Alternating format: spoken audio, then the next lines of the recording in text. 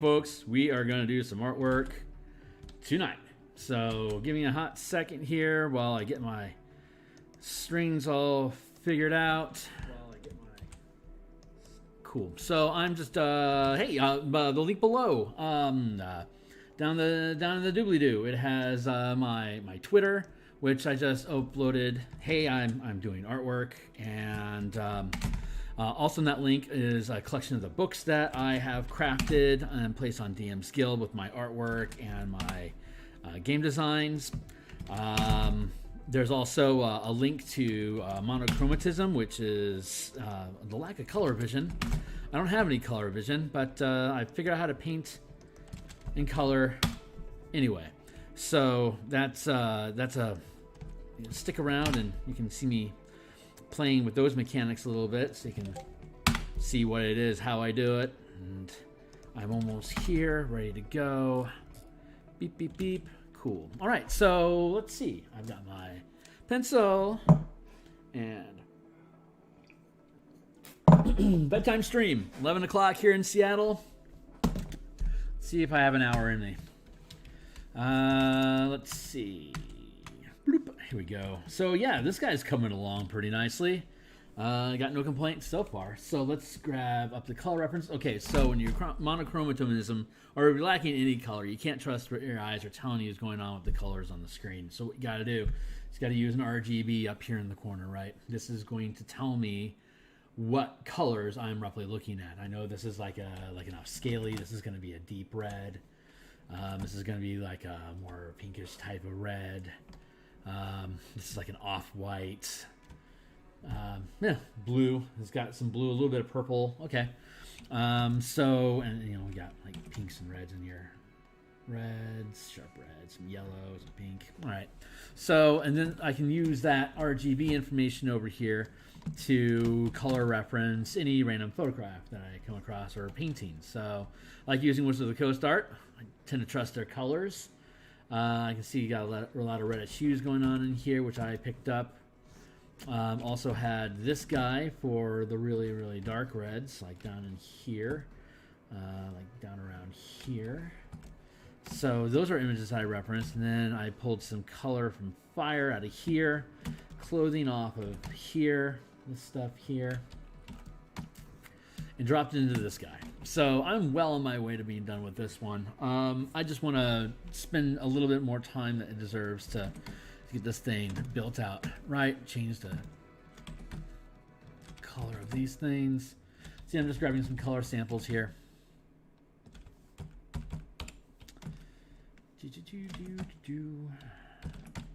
There. See, dark light, dark light, dark light, and I can blend.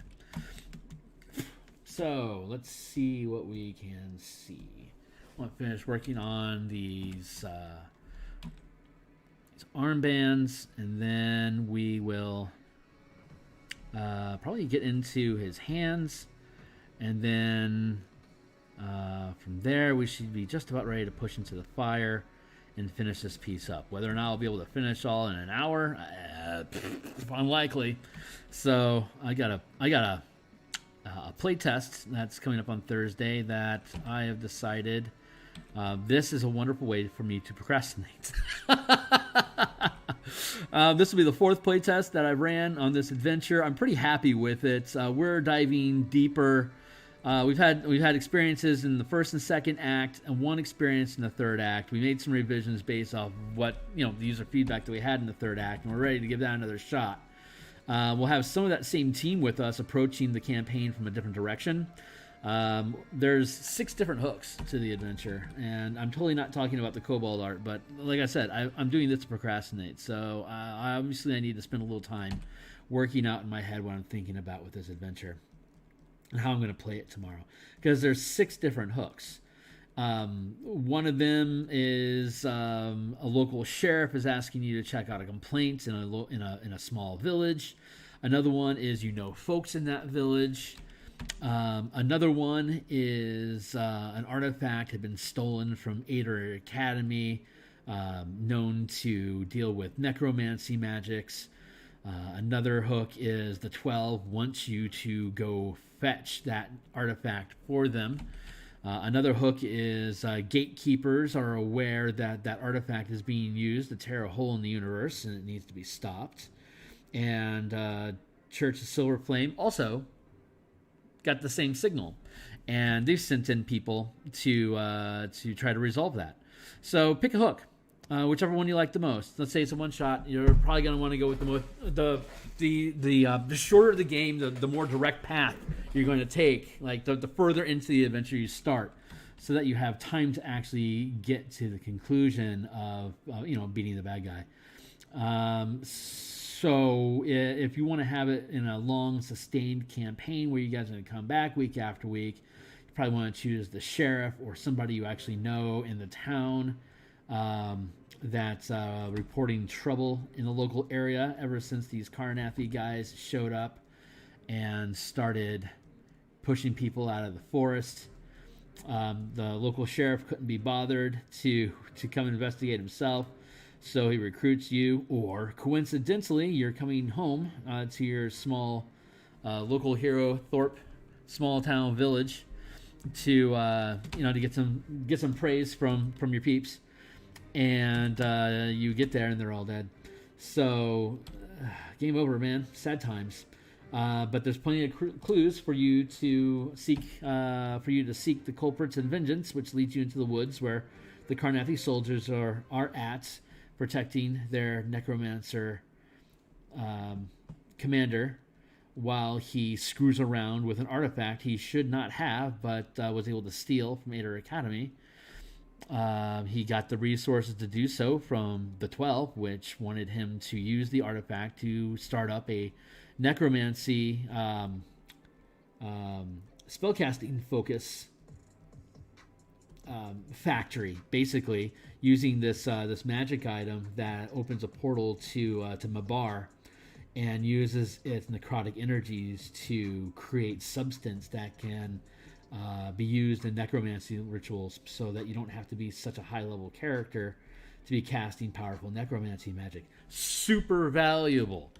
Also, really bad idea. Opening up a portal to Mabar is at best foolish, at worst suicidal.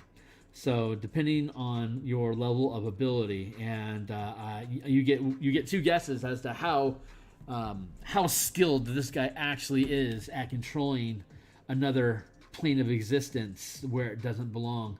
I'm sure he's going to do a great job. So that's the adventure. Whichever path you choose, there's either people been kidnapped and missing, and the soldiers won't give them the time of day, or you've been teleported in specifically to locate this object and secure it. There's suspicion that the necromancer that's using this item has gone rogue, so he needs to be put in check. There's a lot of different paths that are just built into the adventure for like why you'd want to be in this place doing these horrible things. And so the DM has a lot of control over that, and the more the closer to home this adventure is, the longer it can take. You can fast track and like skip the entire first act if you want to, and just start on basically teleported to the doorstep, because Aether Academy knows where he's going to do this necromancy stuff. It's just a matter of are you going to allow them? Do they get access to it? How close can they get to the manifest zone that they can safely teleport into? They'll get you as close as they can, which is as far away as the DM wants, and then you have to proceed in zone to resolve the thing. So that's basically how the adventure works, and you can have as much knowledge or as little about the location going in. One of the hooks gives you all the maps. Tells you all the maps, tells you everything you need to know about the place, its history. Like, if you're going to use that hook, it's probably fun if you're going to spend like maybe 3 or 4 sessions from the very front end of it all the way through securing whatever needs to be secured, whether it's a teleportation circle or the artifact itself, or some of them just want you to get eyes on and confirmation, like give you a little photograph crystal for you to snap evidence, so that it's an investigation. You actually have evidence of this thing happening, So if you go and murder hobo him, you have evidence showing, hey, I had to murder hobo this guy. I'm within my rights. So there's a lot of different ways to approach the adventure, and the DM has all these different, like the further into the adventure you go, there's new insert points where you can drop a new character in or a new plot hook into. So the characters that are, I've got a new mix of 2 different playtest teams that have ran through the first and second act in the past, and they've both used different hooks. So I'm going to use a third hook and just give them a new hook, and they'll just pick up where the teams left off. So I'm excited. I'm excited about that. There's a really fun mix of as much RP, combat, and exploration as the team decides to pursue. The DM doesn't have to push you in any particular direction. You can completely Scooby-Doo this adventure if you wanted to. Like completely, you could go through like no combat, and depending on what your objective is and how your team wants to go about achieving those goals. So I'm pretty excited about how that's built. I'm looking, honestly, it's been a daunting process, and I've never built an adventure this way before.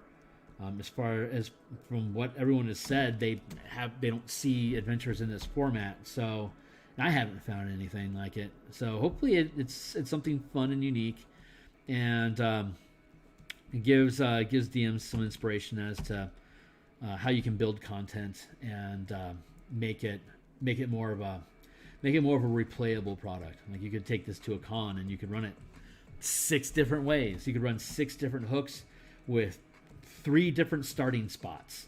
So there's 18 combinations, like just right off the cuff. So it's pretty extensive. And so we've gotten all of the first act, we've gotten all of the second act resolved, which is the thickest act. The first act is almost done. Play testing third act again on Thursday, and they'll have an opportunity to go from transition from the second to third, from the second act to the third act, through the finale, and taking on the final boss.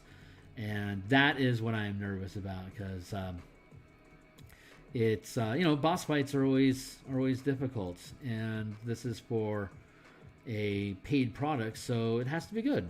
It has to make sense. It has to be fun.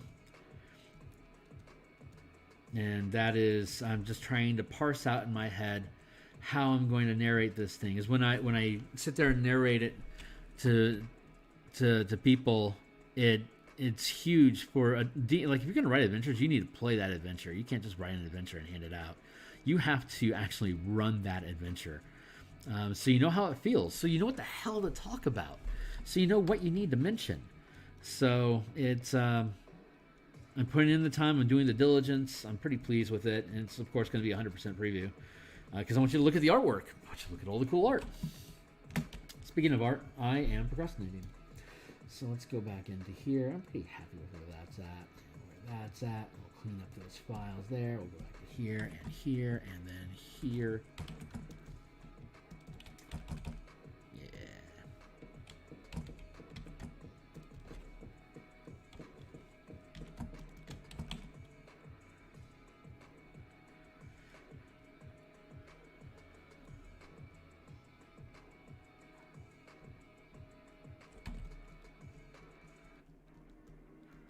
We'll just do some of this. So yeah, so that's what I got going on.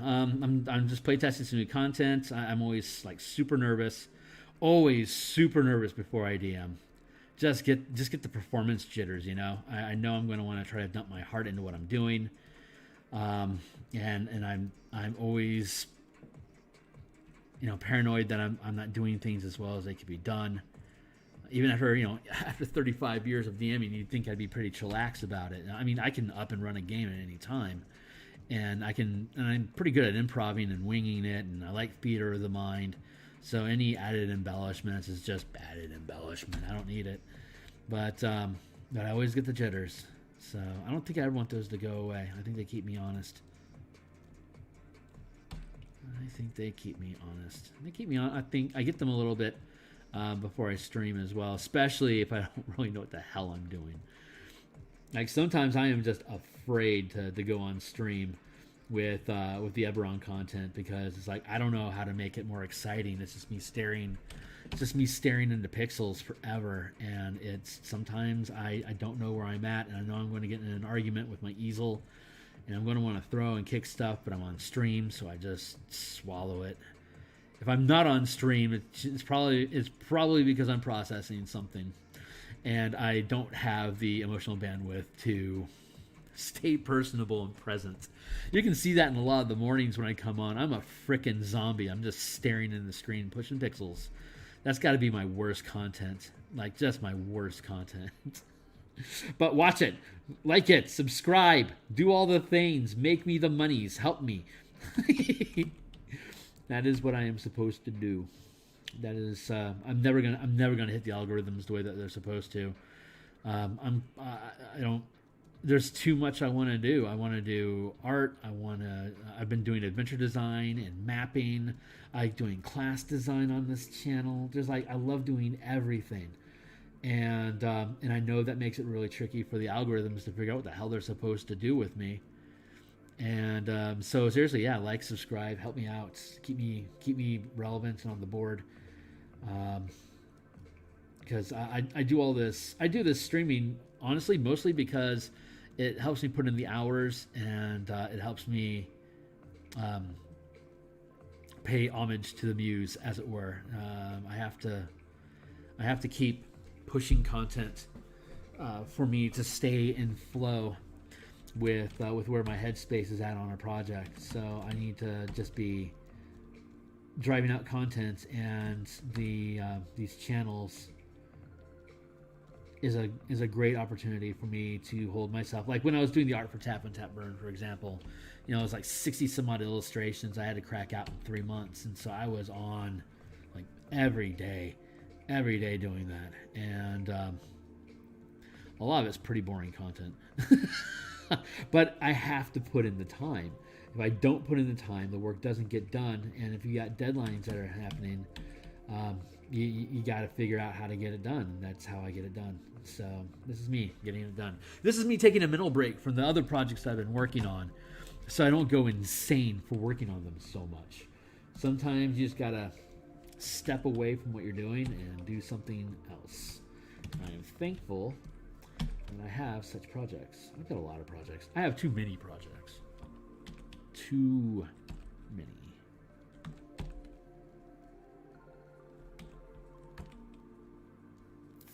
But this is me after a day of coffee. I'm pretty hopped up on goofballs. Don't mind me, Seattle.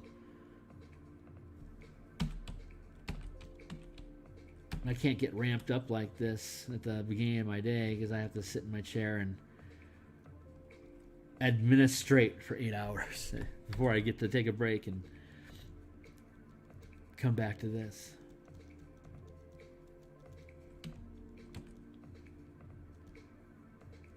Like, I seriously doubt I'm ever going to make enough money for me to, not have a day job if I'm going to live in America. But it doesn't matter. It's just, this is something I used to do this all the time, just in my free time for myself. It's just the world evolved, and these are things that we can share now. So I jumped on that, and I think it's fun. But I am looking forward to getting into more design work with other projects that I'm working on, because I'm really excited to share those. Back up here a bit. Nice. Pretty pleased with that.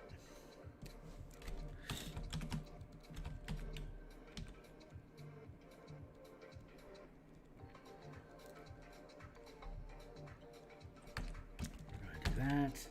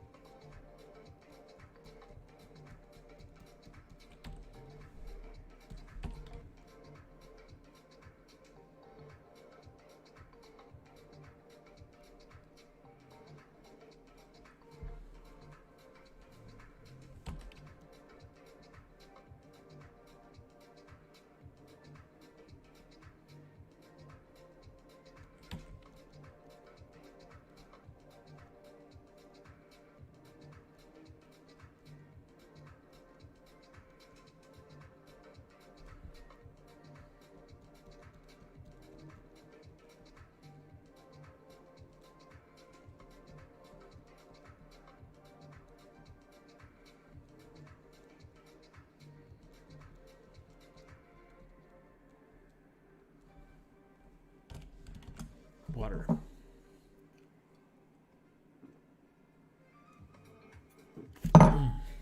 Good times. Stay hydrated, kids.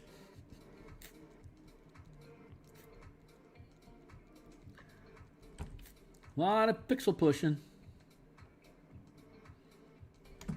You see, I'm just sampling off of other colors inside of the garment. So I don't need to know what colors I'm working in. I'm just working with existing color arrays that I've already built into the illustration.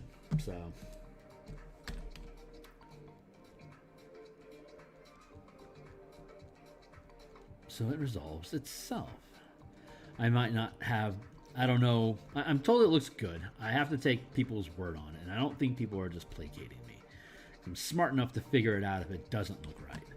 So I think there's honesty there. But I also know that I'll never be as complicated and nuanced as the artists that I aspire to. I just have to recognize my own limitations and that I can't capture the natural beauty of a rainbow. I can just translate it through my basic understanding of color.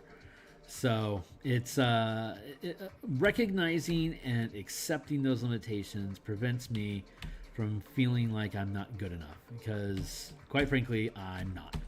But that's okay, because art comes from evolving inside of limitations. It's what art is. So I'm having a really wonderful opportunity to be able to see how good can I get anyway. Can I produce what I want in a unique way that brings value to other people? And so I'm finding myself evolving into like a semi-realistic style that is quick and fun to do, that I can talk while I work on it, so it doesn't eat up my entire brain and doesn't take months to do. So I know it won't necessarily be the most popular style that I could be attempting to produce for stock art, but I think I'm going to, by the time I get done figuring out how to work in this style quickly. See, my biggest wish is to have a fast style that looks good. That's all I want for Christmas. So I think this is the solution that's being created for that wish. So I am down with the ride. Like all the line art exists inside of here somewhere.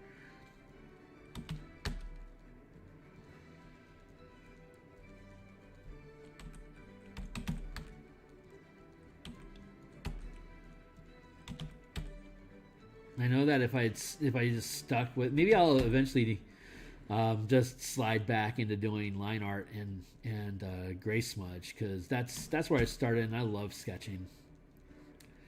But I'm still just super addicted to color. So I'm going to fetch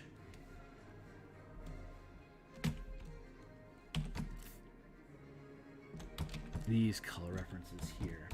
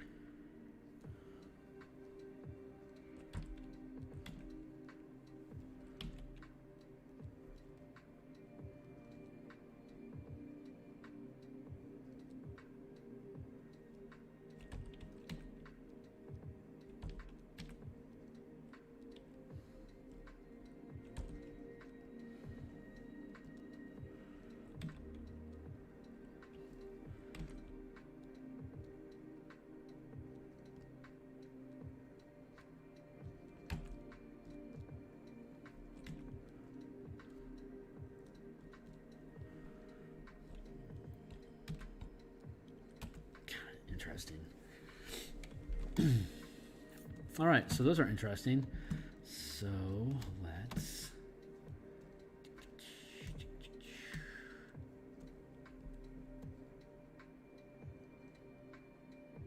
Yes, there we go.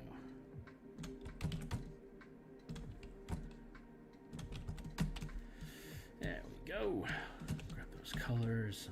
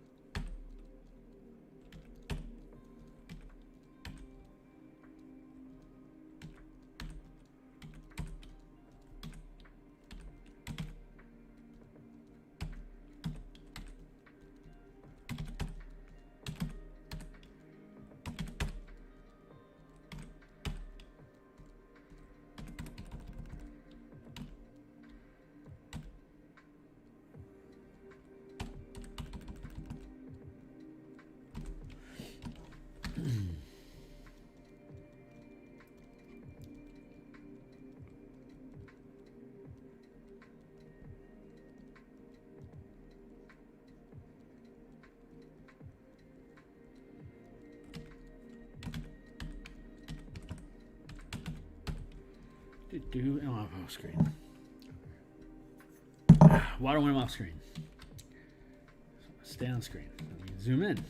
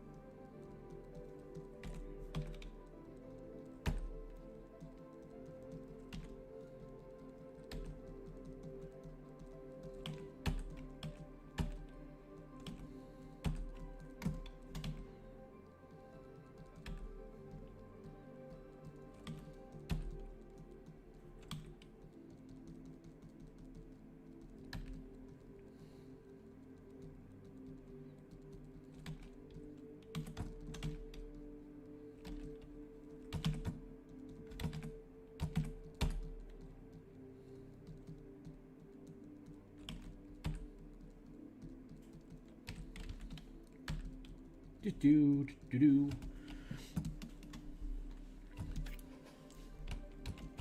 Yeah, texture looks pretty cool.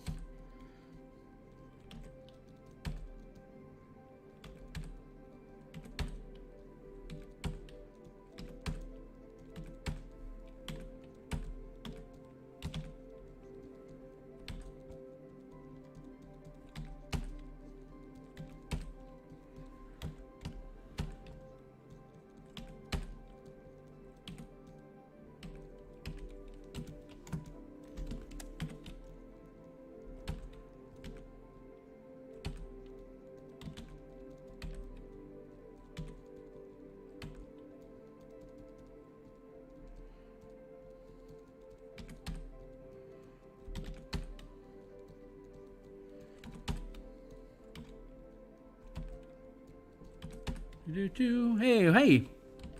How you doing? Thank you. It's really nice to see you. It's been a while.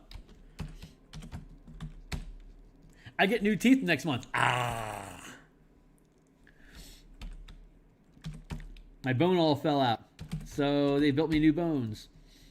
And I get to have the new ones put in my face. Yeah, by May. By May, I should have new teeth. I know, right? They had to tear them all out. Horrible, horrible. It was horrible. God, what a nightmare. I was under anesthesia. Caroline's like, I just screamed the entire drive home. I don't remember any of it.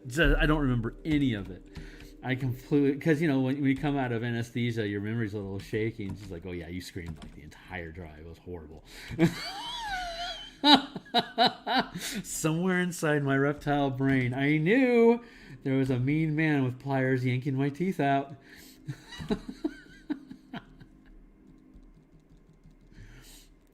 Oh, it was horrible. But it's been a fun process.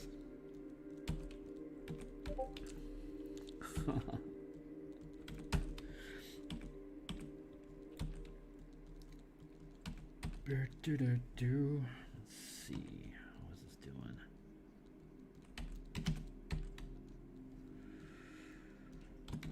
Like that. Fetch some colors. Yeah, so this is how. Well, Heather, you probably heard my spiel. But yep, this is how people don't see color do color. You grab your RGBs off of color samples that work for what you need, and like that. And I just paint by numbers. I just see, does there need to be more light in this area? Well, let's go find a color that matches that brightness that I want.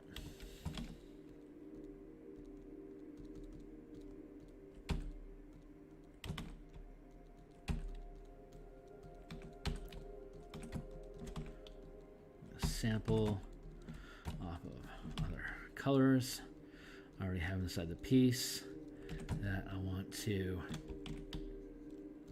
work. There we go. So all I have to concentrate on is the dichotomy in the hues. So I can just come in here like this and just fetch.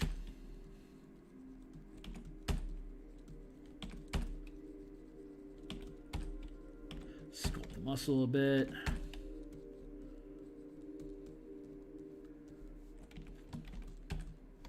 Nope.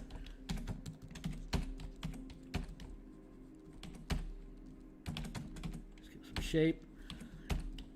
This is one of the brushes I have, and let's switch to this wedge. It should be a little better at chiseling. Yeah, it's a little smoother there.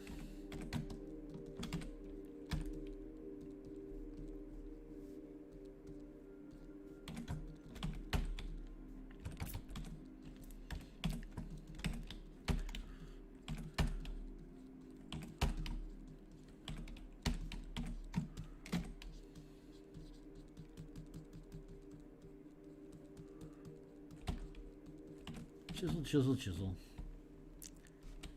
Yep, easy enough. It's the eye will believe anything that makes sense. No, I make them. I figure out what tool I need, and then I build it. So I only well, I guess so. I guess by nerd, like I've got a fractal brush here, that here here's a fractal brush that I built that I can do different patterning with, mostly cauliflower. And what's some of the other fun stuff that I've got? Here's a foliage brush that I made.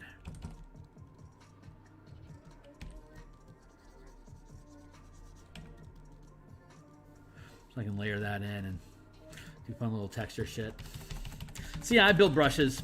Mostly I take pictures of bushes. I oversaturate them so they become black, white from the shadow to the leaf. And then I invert the space so there's only the leaf, like what this is at. And then, bam. So that was a bush outside of our apartment. It's not bad. I'm going to take a quick tangent here and just doodle in some stuff. I can... And then if I take a different brush like that fractally cauliflower brush, I can go in and I can do cross patterns with it. So I can do like this rotation thing, and then I can drop this inside of it. And now I've got, you can see like faces coming out of the rain. Yeah, so I just picked the color. I just picked the two colors that I want to use, and then I can basically just build foliage on the fly. But it's more like this is a huge brush. This one's like 500. Jeez. I'm normally operating like at this scale, so like I'm doing little foliage things like this. Beep beep beep beep beep. You zoom in a little bit, and it looks like. I can do that, and I can do here. And I can build little shapes, real Bob Rossi kind of stuff. But it's about layering the different visible and invisible marks. Like when I erase stuff and then bring other things in, then I can sculpt the negative space around it, so I can create these like little bush shapes, little things like that.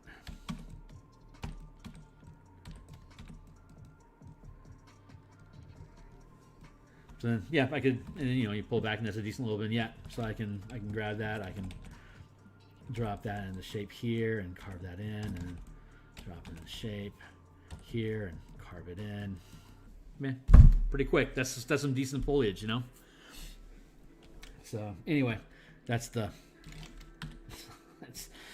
I do. That's my nerdy brush stuff. Since you asked. So whenever I'm working on a new landscape or I start working on new types of armor, I tend to go in and just create brushes that are duplicating whatever it is I think is going to be the most obnoxious thing for me to resolve, and then I just process with that. Here. Switch back. A little hyper. It's round brush. I just use round hard brush for my brush strokes, unless I'm doing that stippling stuff, and that's all Bob Ross. The way that Bob Ross worked is he'd have a brush and he'd mash it on the page, so it had like this bristling burst effect that he could hit at different angles to make it do different things. And so I did a bunch of slow motion. I did a lot of slow motion. Watching his YouTube stuff to see how it is that he's stamping stuff, and he'd occasionally say do one little puff, and he's like, see, that's all it is. It's just a bunch of that. So I took that and I did that inversion thing we were talking about, and so my first custom brush was me stealing a Bob Ross ink splotch or a stippling, a tree stippling, and then from there I was able to figure out like I need to get a brush, like I need to get a brush that can rotate so I can do that fanning effect, so I can do fractals well. And once I found the tools that could do that, which is I'm just using a Wacom 202. Like I'm next door to a Best Buy, and they have like 15 of them in stock right now. So like if my board breaks, I can just go fetch another one in 10 minutes and I'm back up and running. So it's like stupid low tech. And it's just easy and it's maneuverable, so it lets me just build things. It's easy. You don't have to have a lot of complex tools to make your shit work. But then I learned just using a round brush and a round smudge, so I went through the arduous task of figuring out what the physics of this machine is. and how the brushes actually do. And I spent time in Corel, and I spent a couple years in GIMP, and I finally settled on Photoshop because I like the RGB display better than anyone else's, honestly. So once I figured I could do color, it's like, well, I want to be in the best color tool I can find. And like Corel only offers this weird triangle thing. It's like, I have no idea what those numbers are. Leave me alone. So Photoshop made it easy peasy for me to get up and running. So I've been a loyalist to them ever since. I tried, what did I try? Incarnate, I think? No, that's not it. What the hell was that program? I tried a different program recently, and it had a layer cap on it, which I wasn't too keen about. Like, I couldn't have more than 70 layers on it. And some of my more complicated pictures can get up to 200 layers at a time, and you know, got 32 RAM chugging through the machine, so it's a bear.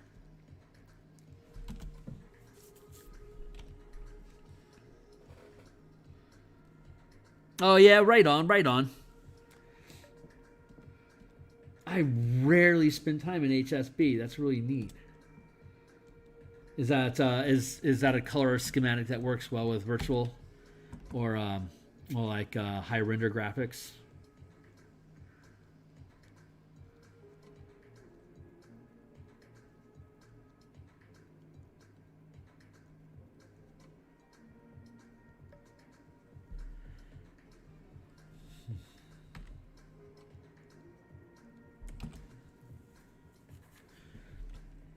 I'm good with those so far. I want to go fetch.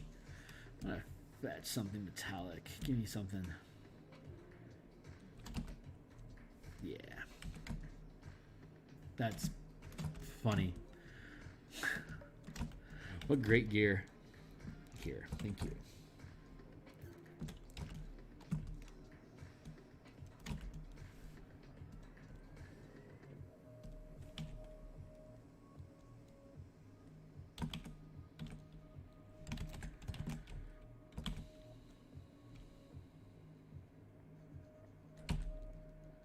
Just haven't been content with this color yet, so I keep going back to it.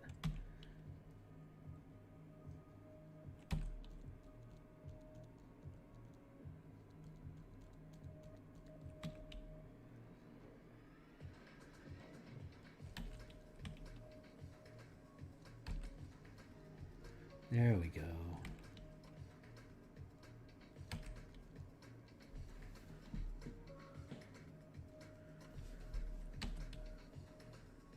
Yeah, right on. Value is everything.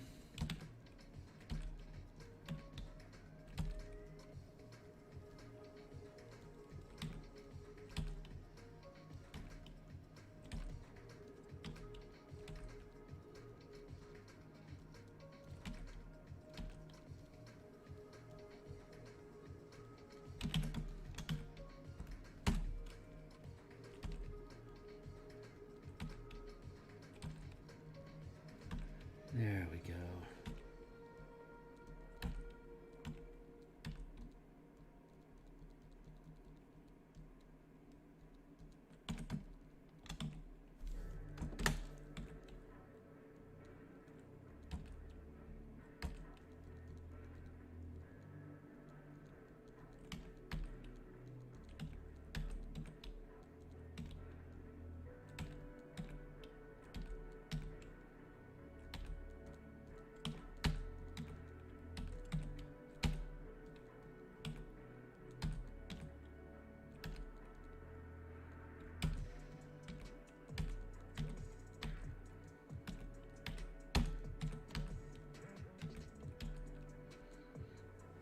There we go. Happy. Much happier now.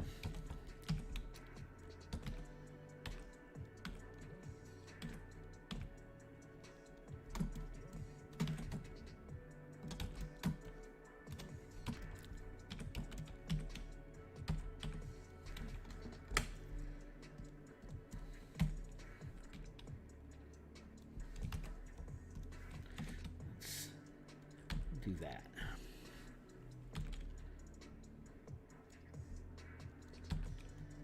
Just layering on the colors, trying to make it make sense.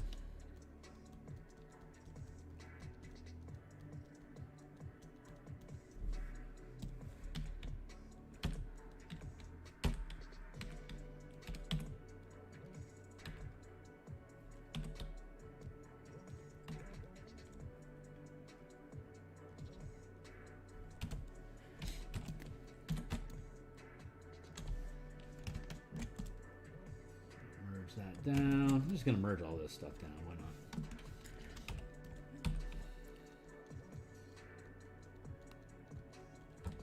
Why not? Merp. Wrong eraser. Let's get the right eraser here on board. Thank you. Sometimes I don't know what keystrokes I'm hitting. I'm just like fumbling around. I'm too tired or something, and I end up like merging the entire document. And I'm like, oh God, how long ago did I do that? I haven't exceeded the 99 steps of undo yet that for me before I've caught it. But I've gotten damn close. It's just terrifying. I've done that like 4 times in the past 6 years. It's a threat that's like out there just waiting for me to screw up. Like, it's just gonna catch me one of these days, and I just gotta be on point and not let it take me out.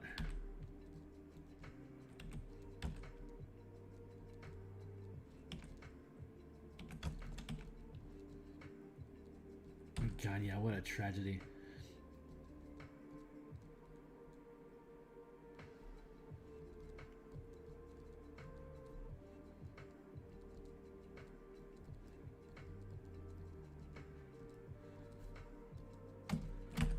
The smudge tool is so strong. It's just so good for pushing pixels around.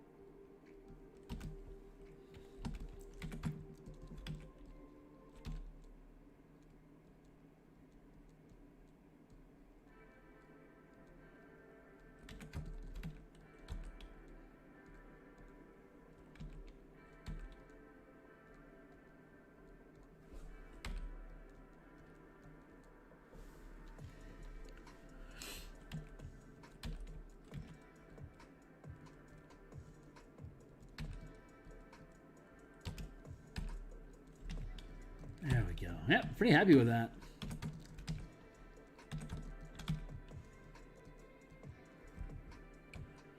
Pretty happy with this.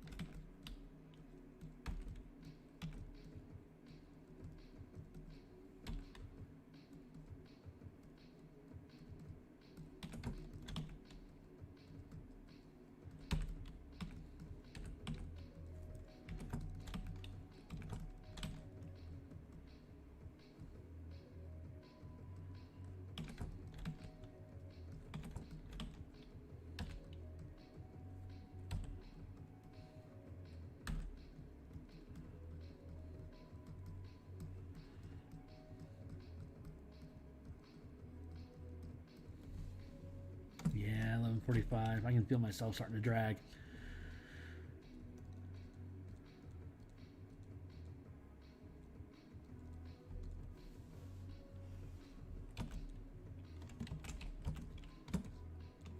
Oh my god. He looks cool though. He looks super freaking cool.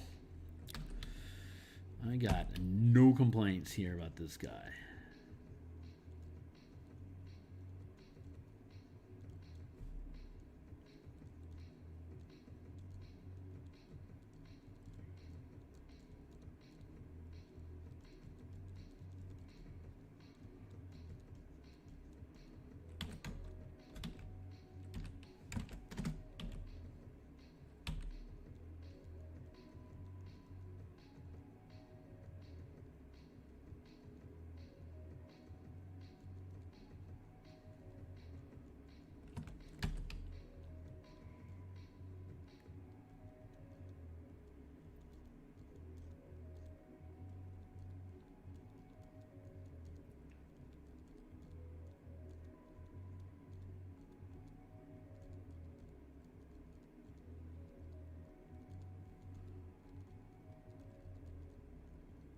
Beep, beep, beep, beep, beep.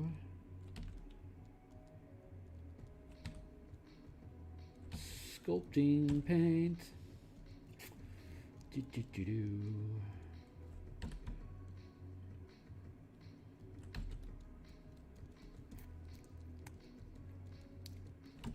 Yeah, I feel like I've gotten pretty far along on this piece.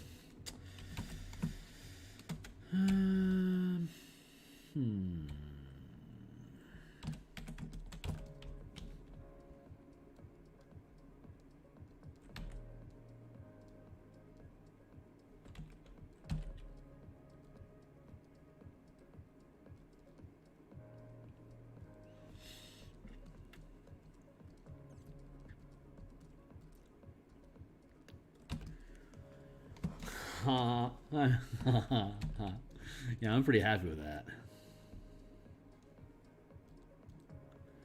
Muse gave me the good stuff today.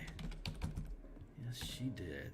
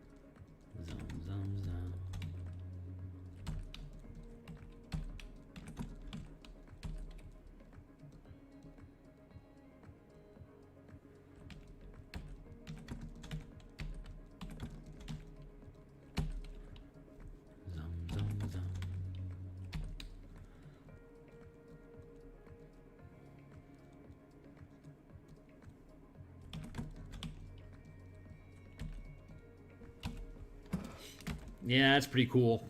It's pretty cool. Pretty cool.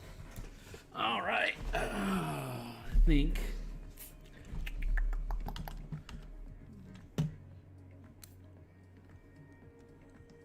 How are we doing?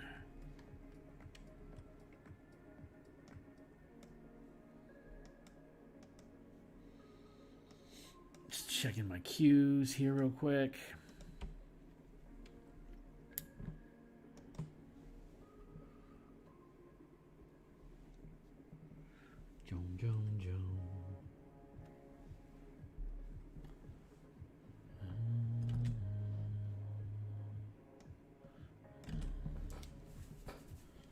So far, so good. All right, so yeah, it's almost midnight. It's time for me to check out. Good progress, not quite done, but definitely happy with where we're at. So I'm going to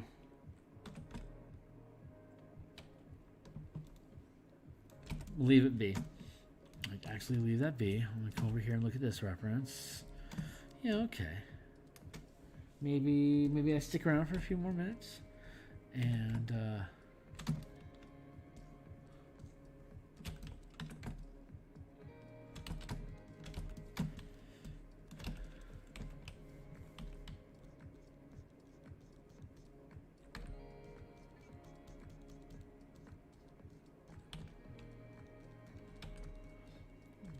work some scales into his body.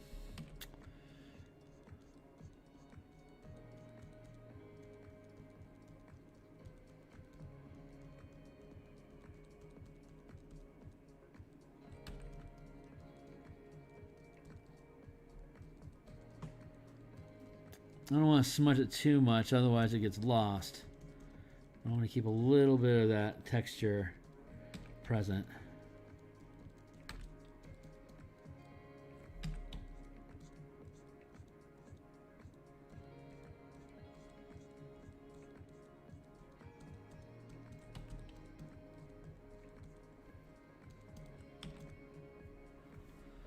There.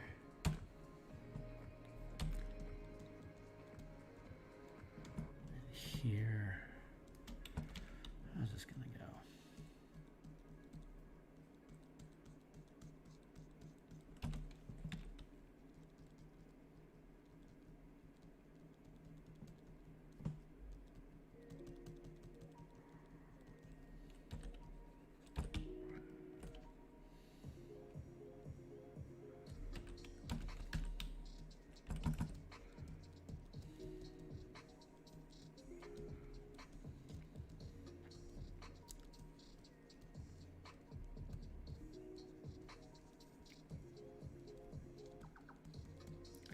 Scratch this in. And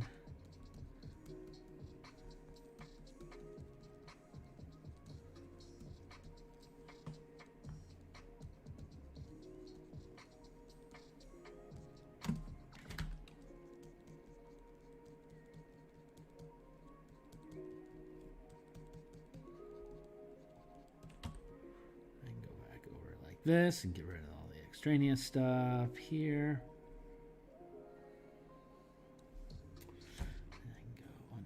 Here and clean up that here and clean up here, here, hang that all up.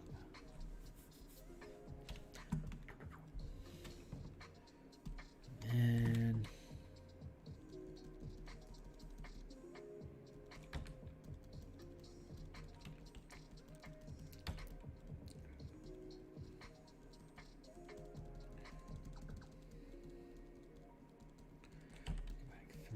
here, do some of these little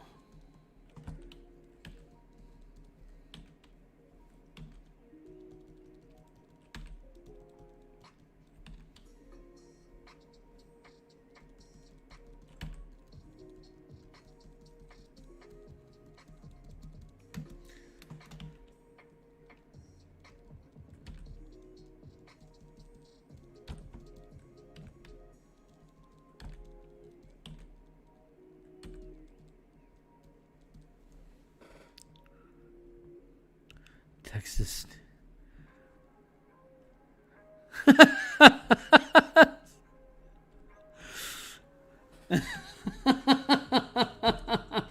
don't know if that's an option, but it sounds like fun.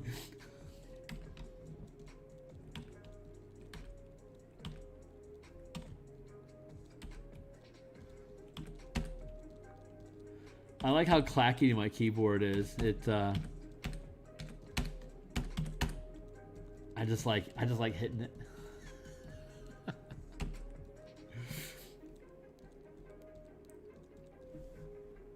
There, and we merge that down. And let's grab, what brush am I going to use to erase?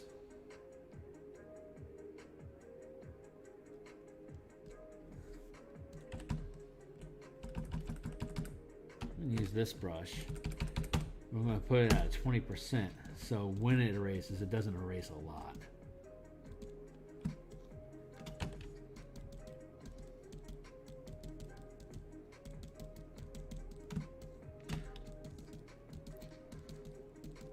Just fades it out a bit.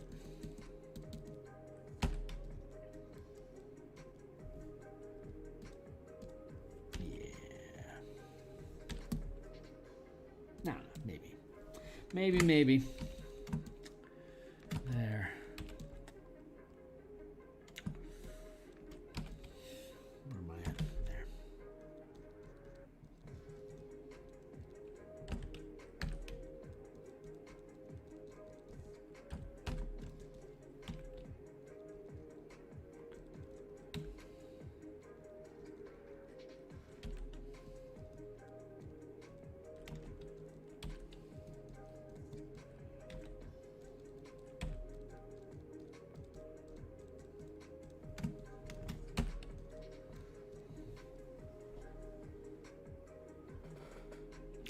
Yeah, I am.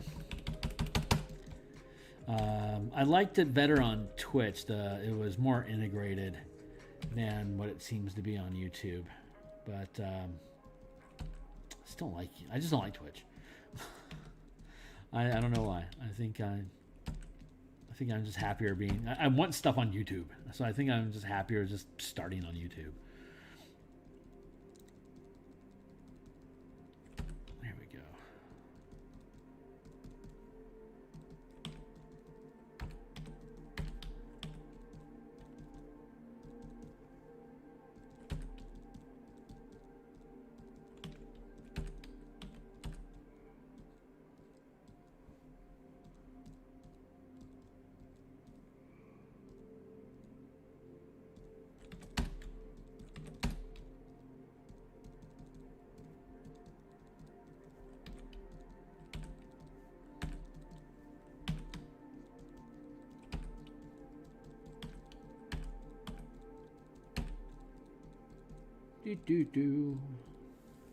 Fun.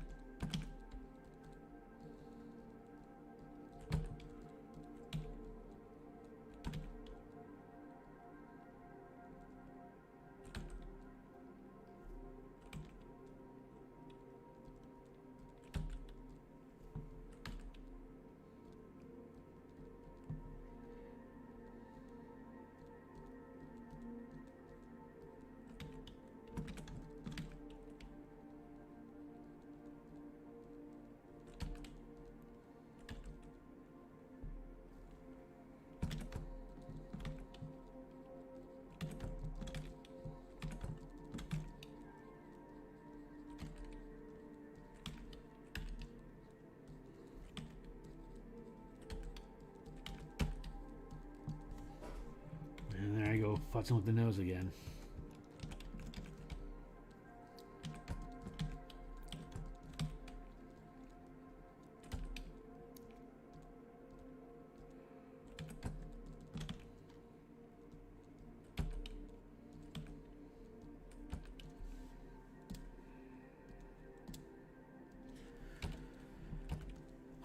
Oh, hell yeah.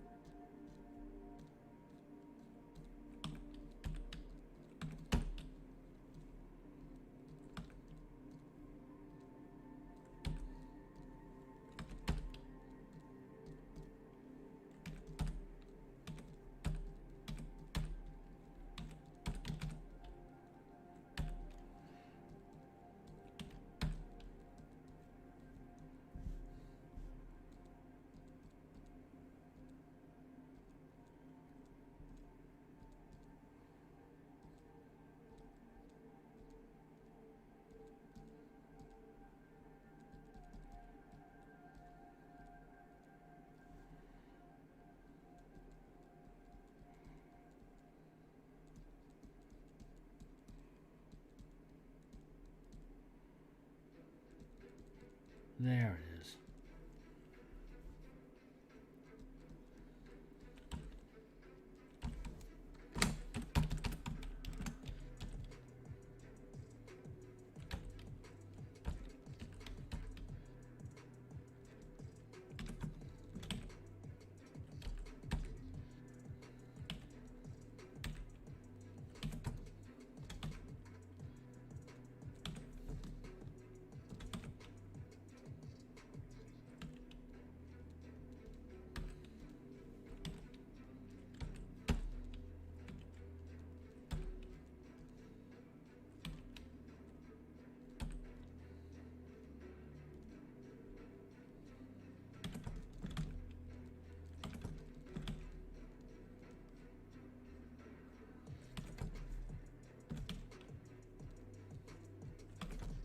Give me something. Thank you.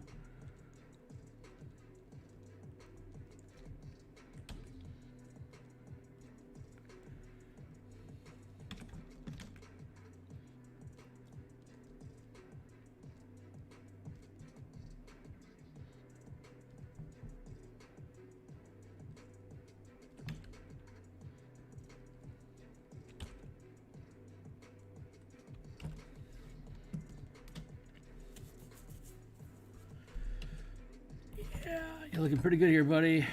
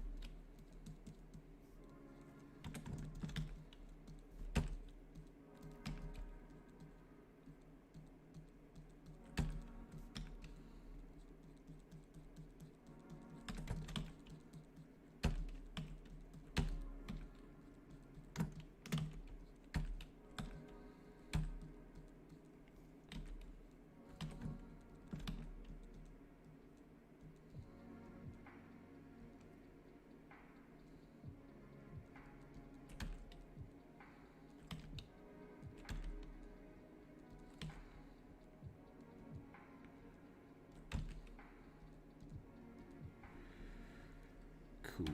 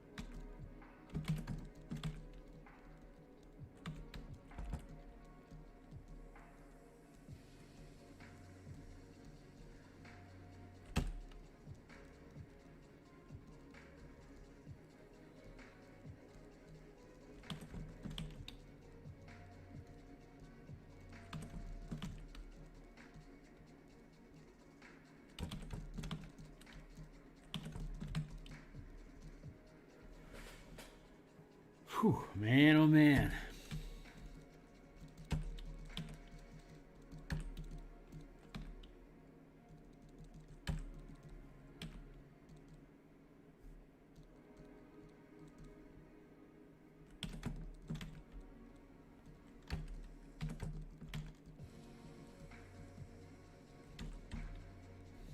All right, well, I guess that's what I ended up doing.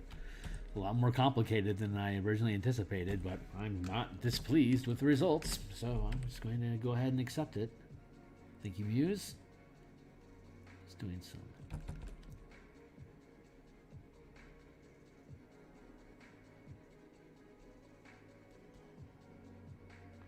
quick cleanup here on the board. So this is me doing my ritual cleanup.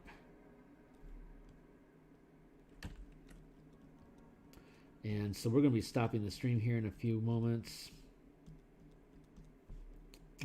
We didn't get done like I somehow dreamed we could. We still have the fire to resolve, which is going to be a ton of fun. And once we get resolved the fire, then we're going to do highlighting from the fire on his body, which is why I haven't done all the detail in the lower part of the body yet. So that is going to be next time. I anticipate needing probably another 2.5 hours for me to be able to walk away from this picture, which is more time than I originally anticipated investing in this. But that's just kind of how it ends up doing. It just runs me for however long it wants to run, and then it's done. And it lets me go, and I get to sleep. So it is letting me go for the night. Just doing this cleanup here to get rid of all the feathering and the smoke.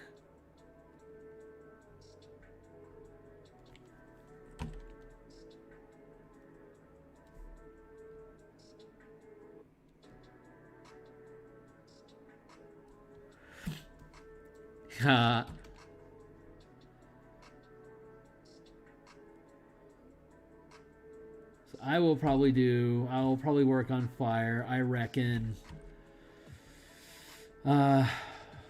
probably Thursday night. I don't think I'm going to be on stream. Tomorrow morning I'm going to be doing map work for the Eberron adventure that I'm playtesting on Thursday. And so I suspect I'm going to be doing map work for the dungeon that the playtesters are going to be crawling through. And yeah, and then that playtest is on Thursday, so I reckon Thursday evening at some point I may be back on to finish this piece up. And then I realize I can't publish this until I fix the playtest or the playmat that comes with this book, because I altered how the tap on tap mechanics work, so I have to change the mana playmat so that it plays properly and is depicting the current rule set, and then I get to update it and place it back on DMsGuild.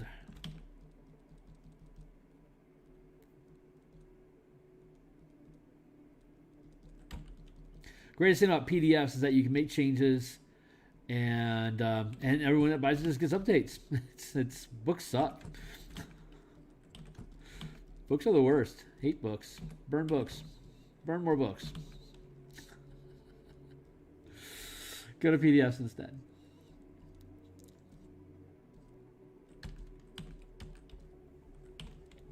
Yeah, boy.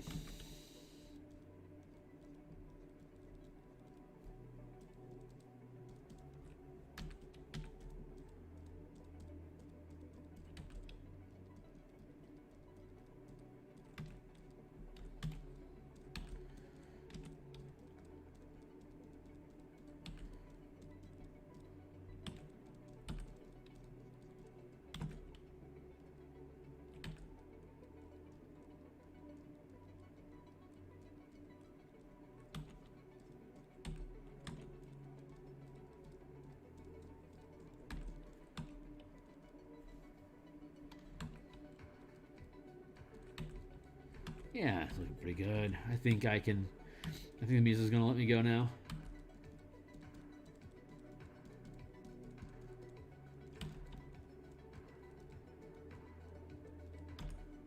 It's like, one more thing. I'm like, come on, baby.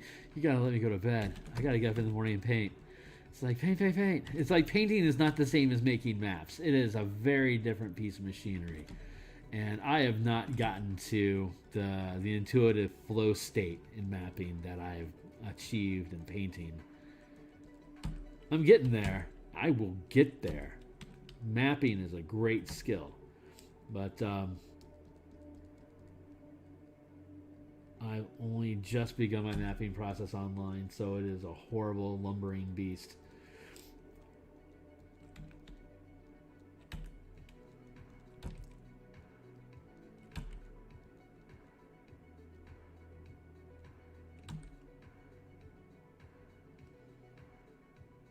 There we go.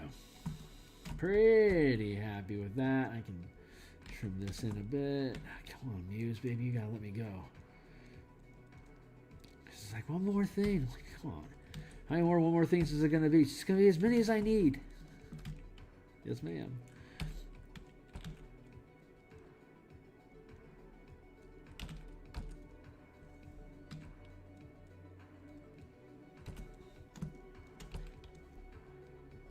She says, you see all that you did up there? You gotta do it down here too. I'm like, you gotta be kidding me. She's like, nope.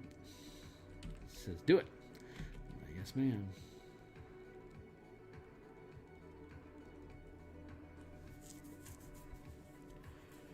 But we are going to apparently have to do that another time. So that's where we're gonna sit. That's where he sits. Get rid of that.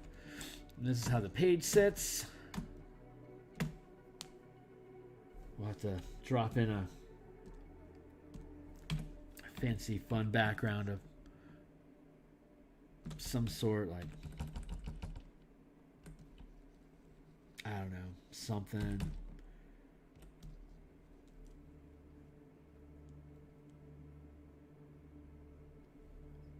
Ugh.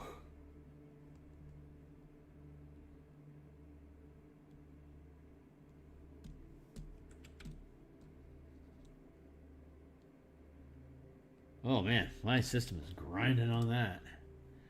Where is my, let's go with view, Windows equals brush settings, spacing. There we go.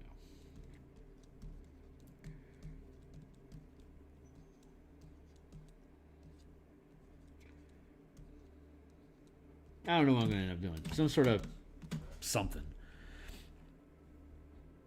Nah.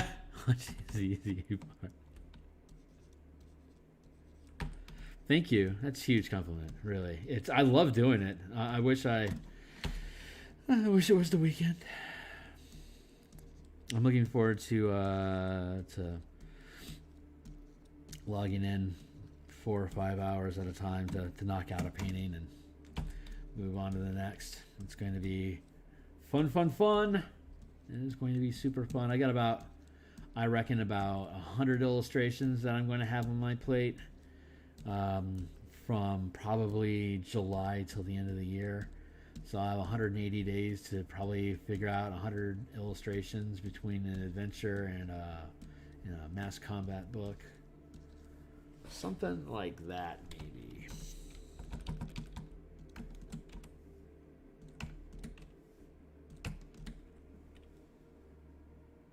Maybe not. Who knows? Anyway, it's a work in progress. We'll figure out what we're supposed to have when she says we can have it. So, yeah, a lot of art coming my way. I've got this adventure that I've been working on. It's probably going to end up being like around 90 pages, and the mass combat book that we're working on, that is probably going to have 80 pages, and if I pace it so I've got one illustration every 3 pages, 180. Oh no, okay, so maybe only 60, but then I got like maybe 10 maps I gotta do, so 70. I don't know. Hopefully it's not 100. Hopefully it's less than that. But that's all I got for the night. I gotta go crash. Yeah, it's 12:20 here in Seattle. So, Heather, thanks for hanging out. And anyone else that catches this after the fact, like, subscribe, check my Twitter, go grab my books. All the previews are free PDFs for you to look through, just so you can see how I think and all the illustrations that I've done so far. This guy will probably be done this weekend, and then we'll work on the fixing the playmat to properly resolve tap untap mana. And there you go. So I'm outie. Catch you on the other side. Where's my exit? There it is. Cheers.